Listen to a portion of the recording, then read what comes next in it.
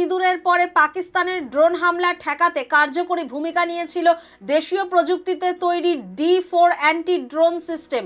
চীনা ড্রোনের হানাদারি রুখতে এবার দ্বীপরাষ্ট্র তাইওয়ান ভারতীয় প্রতিরক্ষা গবেষণা ও উন্নয়ন সংস্থা defence research and development organisation বা DRDOর তৈরি সেই ড্রোন প্রতিরোধী ব্যবস্থায় ভরসা রাখতে চাইছে।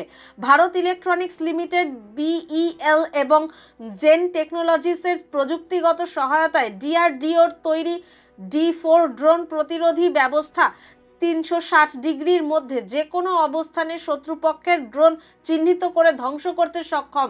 এতে ড্রোন বিধ্বংসী প্রথাগত অস্ত্রের পাশাপাশি রয়েছে 30 কিলোওয়াটের লেজার গানও।